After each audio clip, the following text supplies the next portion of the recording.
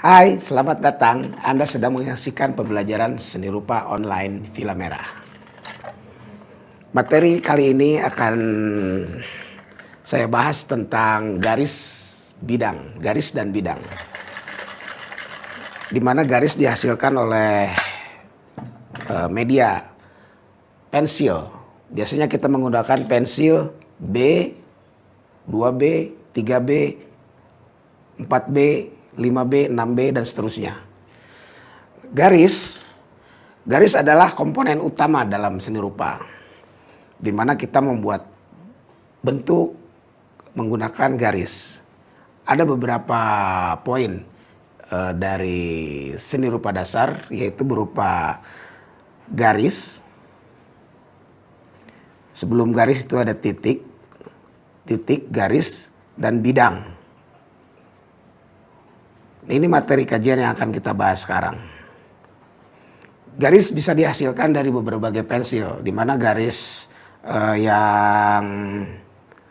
tipis dengan tekanan yang agak ringan, kemudian garis yang tekanannya agak tebal, atau kita menghasilkan garis dengan menggunakan pensil yang lebih besar, yaitu pensil 5B. Nah, jadi garis adalah komponen penting untuk membentuk sebuah bidang sampai akhirnya kita membuat bentuk. Ya, jadi pensil ini punya beberapa karakteristik. Kenapa kita menggunakan pensil? Karena pensil ini menggunakan grip, di mana dia mempunyai ketajaman ketika kita runcing, maka dia akan menghasilkan garis yang tajam, garis yang tegas, tajam. Bisa garis tipis sampai kita menghasilkan garis yang tebal.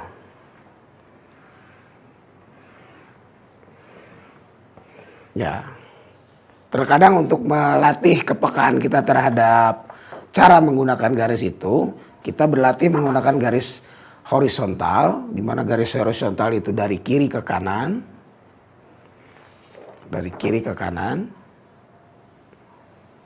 atau dari kanan ke kiri, dengan tekanan yang berbeda, menghasilkan garis yang tebal, menghasilkan garis yang tipis.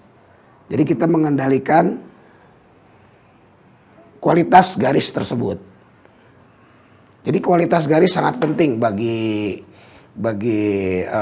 basic atau dasar kita dalam membuat bentuk di selanjutnya. Gitu.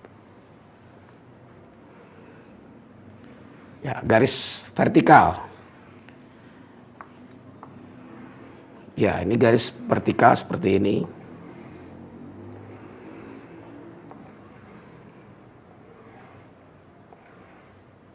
Kemudian garis diagonal. Kadang-kadang kita harus bisa merasakan tekanan pensil, di mana kita menghasilkan garis yang sangat tipis, kemudian sangat tebal. Tipis, kemudian tebal. Garis tebal dan sebaliknya tipis. Garis tebal, kemudian tipis. Tebal, tipis. Tebal, tipis gitu. Dan kebalikannya, diagonal dari kanan ke kiri, dari kiri ke kanan. Nah, seperti begini.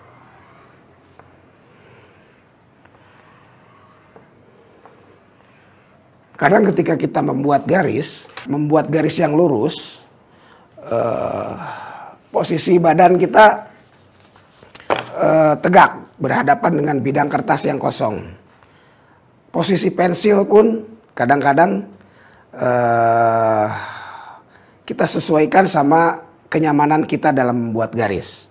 Seperti misalnya kita menarik garis horizontal dari kiri ke kanan atau dari kanan ke kiri.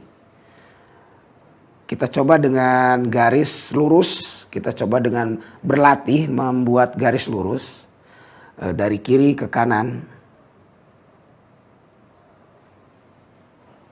dengan tekanan yang sedang. Terkadang tangan ini tidak menyentuh bagian bidang kertas, karena kalau kita menyentuh bagian kertas kita akan sulit mendapatkan garis yang lurus. Jadi ini harus kita uji berulang-ulang supaya kita terbiasa dengan media pensil ini gitu ya. Kadang-kadang kita menggunakannya berdiri seperti ini. Kadang-kadang kita pensil itu kita memegang pensil itu seperti di bawah sini, atau kadang-kadang kita megang di ujung pensil itu untuk mendapatkan garis yang lurus. Tapi tergantung dari kenyamanan kalian nanti menarik garis.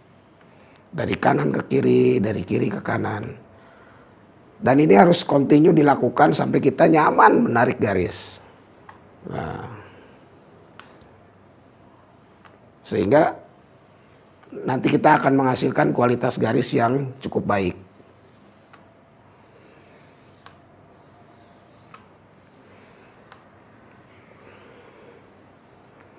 Nah, ini tekanannya agak ditekan dengan posisi pensil itu tidur gitu. Ini. Jadi pada ujung pensil ketika kita menggambar, ketika kita membuat garis, pensil itu ketika dalam keadaan tajam, dia akan membuat garis yang sangat tipis tapi runcing, tajam gitu ya. Ketika kita lama-kelamaan menggaris, maka si pensil itu lama-kelamaan akan menjadi tumpul. Nah, kita akan membutuhkan semua kualitas garis ini. Dan biasa kita sebut ini adalah stroke garis gitu. Stroke garis. Jadi kita menghasilkan berbagai beragam jenis garis yang berbeda dari pensil yang sama, atau dari pensil yang berbeda, atau dari cara kita memegang pensil.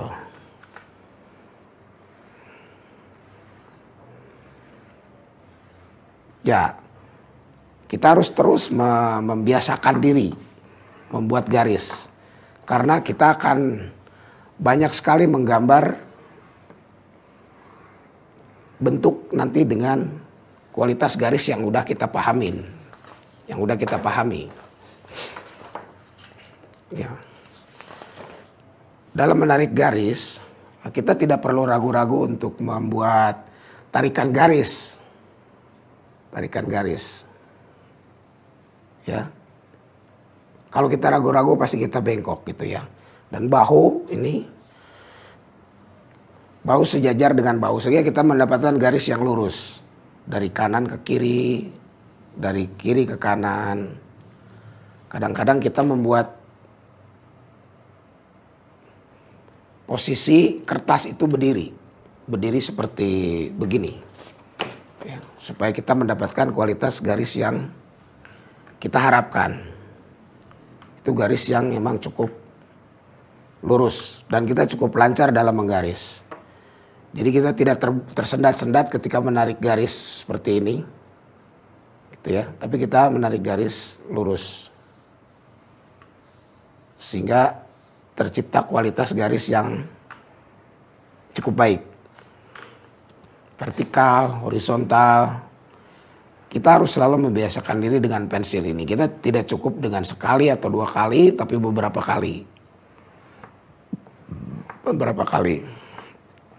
Bahkan dengan tekanan yang berbeda. Sehingga kita bisa merasakan kualitas garis yang kita butuhkan nanti pada saat kita menggambar bidang. Tuh. Horizontal.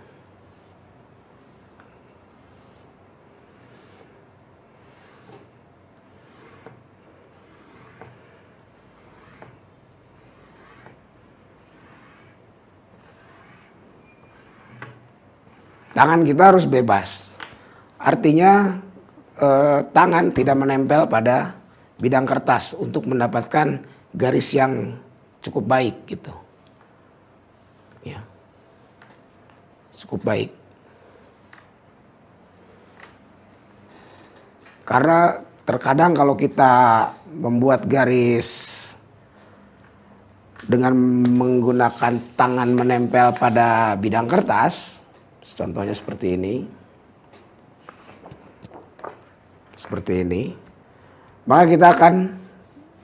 maka tangan ini ada hambatan. Ragu-ragu, kadang untuk pemula mungkin tidak terbiasa dengan menarik garis.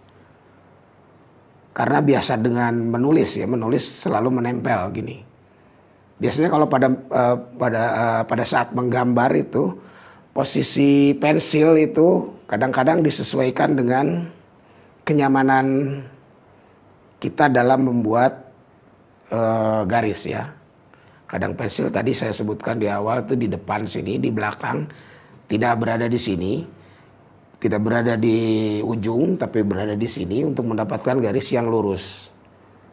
Ini panjang gitu ya. Jadi, nah gini, berbeda dengan kita menarik garis dengan menggunakan tangan di ujung garis ini.